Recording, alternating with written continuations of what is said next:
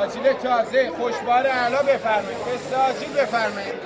انار دستچین حسابه. شور و اشتیاق برگزاری رسم دیرینه شب یلدا باعث شده با حضور خانواده ها بازار خرید این شب داغ بشه. دیدم که با کوچولو هم اومدی، درسته؟ بله، با بچه‌ها اومدیم، خانومم هم هست. ما از زمانی که داریم با شما مصاحبه می‌کنیم همینجوری هی داره واسه پیامک میاد. دیگه به هر حال اینم یه شبیه دیگه. الان اینجا اس ام اساش میاد که داره خرید میکنه. شب یلدا چیه؟ این همه انار میذارن، خود دسر انار میپزن. برنامه داریم 20 تا مهمان داریم، همه چی هم درست کنم، همه چی هم خریدم.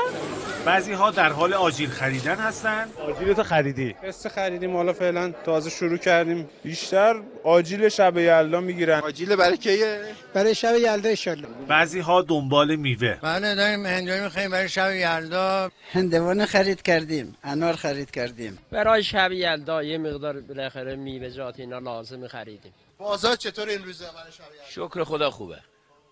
دیگه مردم آماده میشن واسه شب یلدا و بلندترین شب سال و مرسومه که همه بر ترتیب میوه‌های مثل هندونه، انار، این چیزا رو میگیرن. خدا به کسب همه برکت بده و به تن همه سلامتی. برخی قرار میزبان باشن. اکثر فامیلامون خودشون میدونن ما آجیل فروشیم، به خاطر اون میان خونه ما جمع میشن. خودمون هستیم که دخترام و نوه‌هام و پسرم اینا همه جمع میشن منزل ما. برخی هم مهمون. امسال کجایی شب یلدا؟ ما انشالله خونه مادر شوهر. ما انشالله همینجاییم در خدمت عزیز همشهری‌لر، بعد عزیز فارسا، عزیز همزبونا.